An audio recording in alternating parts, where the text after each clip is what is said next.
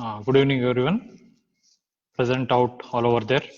I was dealing with the basics of Rashashastra in the previous two classes.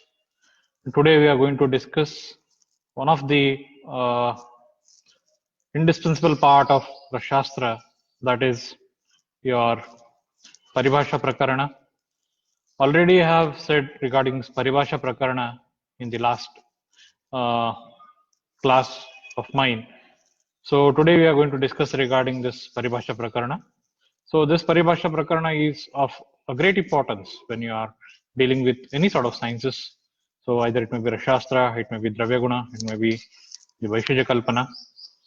So Paribhashas are nothing but the glossaries or terminologies which are used prior in studying any science. So the main references of Paribhashas you can find in Rasendra Chudamani, written by Acharya Somadeva. This is the first text where you get the references of the Paribhasha in accordance to the Rasa Shastra. Then you get the references of this Paribhasha in Rasaratna Samuchaya, 8th chapter as well as in the 10th chapter. And then you have your Rasa Tarangini, written in the 20th century by Acharya Sadananda Sharma, where he explains regarding this Paribhasha Prakarana in his second chapter, which he names it as Paribhasha Vijnaniyam Adhyaya. So, what is this Paribhasha? So, whenever you are learning any sort of science, you should have a great or a very tough or the rough knowledge, or you can have a very firm knowledge regarding your subject. So that is why whenever you are quoting the references, that will be of more importance. So coming to the definition of your Paribhasha, it goes like Nigodhanukta Leshokta Sandigdharda Pradipika Sunishchitartha Vibudehi Paribhasha Nigadhyate. So this is a reference from the Rasaratna Samuchaya, where he explains Nigodhanukta Leshokta Sandigdhartha Pradipika Sunishchitartha Vibudehi Paribhasha Nigadhyate. So the correct knowledge, so nishchitartaha vibude, the correct or accurate or exact knowledge we are going to get by learning this Paribhasha Prakarana. So what are the drawbacks of the science? So he explains like Nigoda Anukta Leshokta Sandigdhartha. So what is Nigoda? Nigoda, which is hidden meaning. Example is when you're going across the context of Kupi Pakvarasayana, Acharya will say you, give Agni for 3 hours, give Agni for 5 hours. So what sort of Agni you're going to give? The Krama Agni Paka, so Mrudva Agni Paka, then you're going to give the Tharagni, so Tivra Agni, what you say. And if you are going for Antardhuma Paka, so the minimum quantity of the Agni you have to give. Because what happens if you're going to give Tivra Agni in case of the Antardhuma Vidhi? You're going to cork the bottle or the kupi before administration of the Agni. And in that case, if you are giving more Agni, so there is chances of burst open of the kupi. Hence, Nigoda, Anukta. Proper definition or proper way has not been said in the classics. Anukta. Bhavana has been said. Bhavana Dravya has not been said. Then go with water. Anukta. Leshokta. I say that give Bhavana with Jala for how many times? I have not said about the duration, but I have said only about the Bhavana Dravya. Leshokta, partially it has been explained. So, give the Bhavana with Jala for 3 hours or 1 yama. Sandigdhartha, so ambiguous meaning or confusing meaning. I will say Parada Gandha Kajjali. So, what is Gandha? Gandha will take as the smell or Gandhaka. Based on the context, you are going to decide whether that is Gandhaka or Gandha. Already I have given an example of Saindhava. Saindhava is the synonym of the Lavana as well as the synonym of Ashwa. When I am taking food or when I am consuming food, I will tell you, bring Saindhava. Will you bring the horse? In that context, Saindhava means Lavana. So this is very important. So this is what Paribhasha is. One more definition from Vaidya Paribhasha Pradipa. Avyakta Anukta Leshokta Sandigdharda Prakashika Paribhasha Prakatyante Deepi Bhutaha Sunishchitaha. So Sunishchita is the accurate knowledge you are going to get by studying this paribhasha. So this is what the modified version of your first shloka itself. So what is the importance of paribhasha? Why a Vaidya should learn a paribhasha? So he says, paribhasha adhyaya mado yo adhite rasatadakaha rasatantrartha vijnanam na samuhyati kutrachit. So he will not find the one who is in a urge or in the uh, who is having an interest in studying Rashastra, and without the knowledge of this paribhasha, he can't enter into the science. But when the author has the complete information, complete knowledge regarding this paribhasha, he will not find any hindrance in learning this science. Hence, paribhasha is very essential when you are going across the proper science. And when you go to the Rasaratna Samuchaya, where he explains regarding this paribhasha, Kathyate Somadevena Vaidya Mugdha Prabuddhaye, he says. This paribhasha is meant for Mugdha Vaidyas. So Gambhira Vaidya, Mugdha Vaidya, the Alpadhyana Yukta Vaidyas, we all are Alpadhyani itself when we are comparing with the Acharyas. So we let us think that we are Alpa Vaidyas, and for our better understanding, Acharya Somadeva has explained this Paribhasha Prakarana in Rasendra Chudamani. So this is what the basic explanation regarding the Paribhasha Prakarana. Now we'll see the different Paribhasha Prakaranas, or one of the important thing in Rashastra.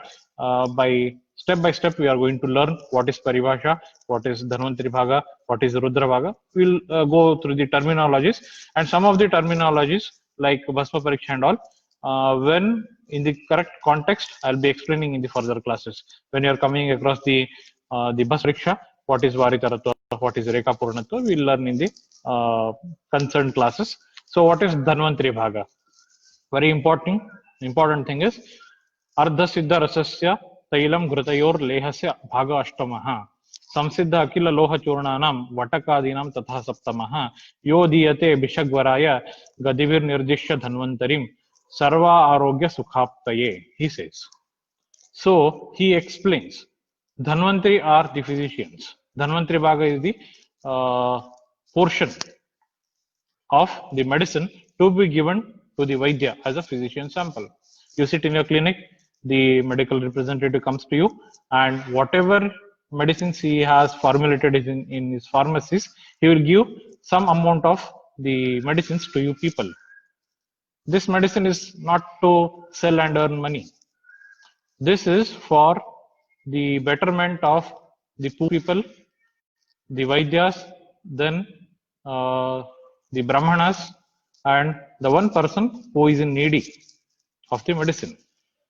So regarding the social attachment of the Vaidya with this society, they have thought of this Dhanvantari Bhaga. So what is the quantity of the medicine to be given to the Vaidyas there? What happens is, in the older days, the Vaidya himself used to collect all the medicines from the garden or from the forests. He used to formulate the medicines. For the betterment of the patients, he used to give partial quantity of the medicines to the Vaidyas, which was known as Dhanvantari Bhaga. How much you have to give? This is very important. Rasaushadhi, Ghrita and Taila, half part of the Aushadhis you have to give to the Vaidya. Dhatu Bhasma, Vati and Churna and Modaka is the 1/7 part, and Avale hai 1/7, 1/8 part. Bhaga Ashtama, he says. So why half part, 1/7 part and 1/8 part? This is very important. So we are going to learn about rationality. You would have studied regarding this, the quantity of Dhanvantari Bhaga, but why we should give only half, only 1/7 and 1/8? This is very important. Taila Ghrita, it requires less money to prepare, but the efforts are very more. You have to prepare kashaya, you have to filter the kashaya, then you go for sneha pakas. You require a lot of time. It is a tedious work. Again, if some amount of the moisture is present inside your taila or sneha, again, it may turn into the foul smell or something. It will become it will emit a foul smell. Lot of your physical work, Your mental work is required for that. Hence, half of it is to be given. And 1/8 avaleha and all, because more number of the ingredients you are adding, and then it is high, it is very costly. Hence, 1/8 part should be given. Again, dhatu, vasma and all, it contains swarna, which are very precious and which are expensive. Hence, 1/7 part of it should be given. So, what is Rudra Bhaga now? Rudra Bhaga, he says 1/11 part of the your medicine's value should be given to the physician. So nowadays you can see there is commission system in the medical shop. If I'm writing 100 rupees of medicine, either it may be any Arogyavardhini Vati or Tiktamrata or any other dravyas, Amrutottara Kashaya, the person, the chemist,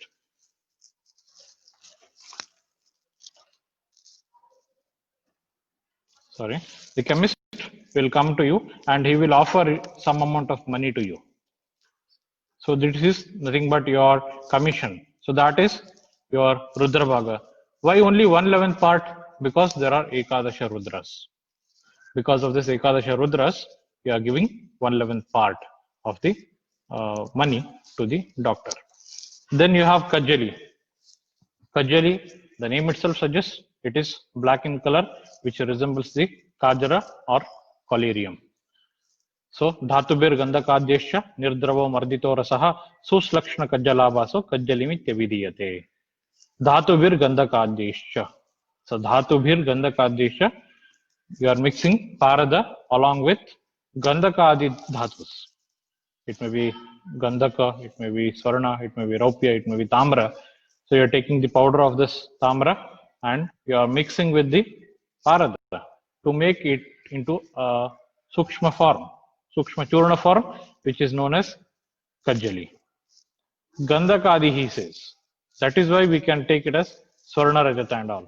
But without Gandhaka, you can't form Kajali. You can form the Dhatu Vasmas and all, but Kajali is only possible when you are mixing Parada along with Gandhaka itself. So this is why the Kajali is Dhatuvir Gandhakadyesha Nirdravo Mardito Rasaha. You should not add any sort of the Drava Dravya inside it. Simply triturating Parada and Gandhaka. So you'll get the Sukshma Churna, which is known as Kajali. Again, very different references are available in Rastarangin and all. Ardha Samana, Dviganamitaadya, Gandhaka Churnat, Paradakasya, Mardana Janya, Masrana Kaya, Kajjala Rupa, Kajjali Kasa. So he explains Ardha Samana, Dviguna. You can add half part of Gandhaka, you can add one part of Parada and one part of Gandhaka, you can add one part of Parada into two parts of the Gandhaka. The ratio, it differs, but Shadguna Varijarita Parada is the best Parada. So 6 times of the Parada, 6 parts of the Gandhaka and 1 parts of the Parada when you're triturating to form the Kajjali. So this is the Sreshta Kajjali. Why we should triturate with the Gandhaka itself? This is very important. Why Gandhaka is used? Because what happens when you are consuming Parada? When you are consuming Parada directly, it will destroy your sulfahydral group of the compounds inside your body. And ultimately, it may prove fatal for us.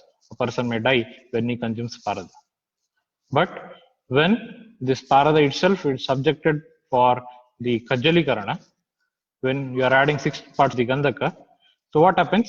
It will reach the satiety level. It will be satisfied. It will not deal with your sulfahydral compounds inside your body. Hence, that is why Kajjali is prepared and it will be satisfied.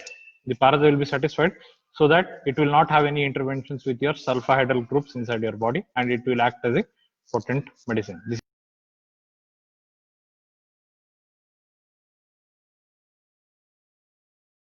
will be resembling the collyrium or kajal, what you say, and it will be suslakshanaha. It will be very smooth and it will be in a powder form.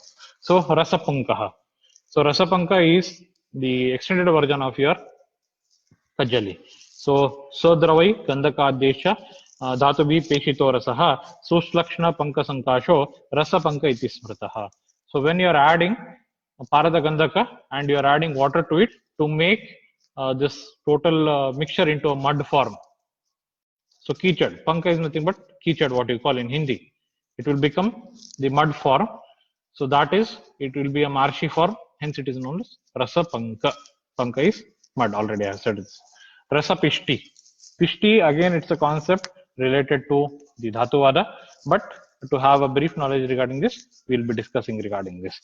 Arkamsha Tulya Drasovata, Gandha Nishkarda Tulya Kutito Abhikalle, Arkatape Tivratare Vimardya, Pishti Bhavetsa Navanita Rupaha. He says, so what is Rasa Pishti is Arkamsha Tulya Rasaha. So you have to add half Nishka of Gandhaka and Dwadasha. Arkamsha Tulya. Arka is nothing but there are Arka is Aditya or Surya. There are Dwadasha Suryas. Hence, Ardhanishka is 1.5 gram. 5 gram of Gandhaka. Arkamsha Tulya, so 1.5 into 12 is nothing but 18 grams.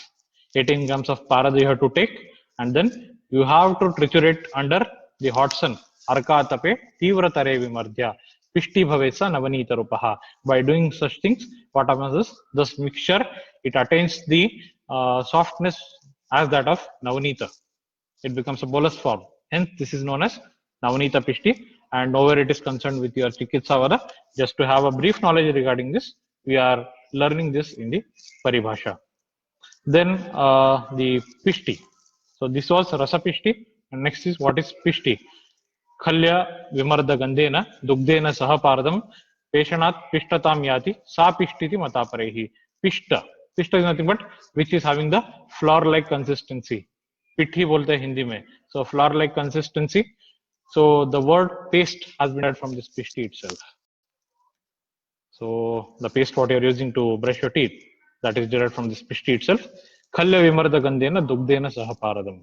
In Khalva you are going to take the Gandhaka, Parada, and you are going to add go Dugda to it and go for trituration. Trituration is nothing but the Mardana. So this is what it is known as the pishti. It turns into a paste form.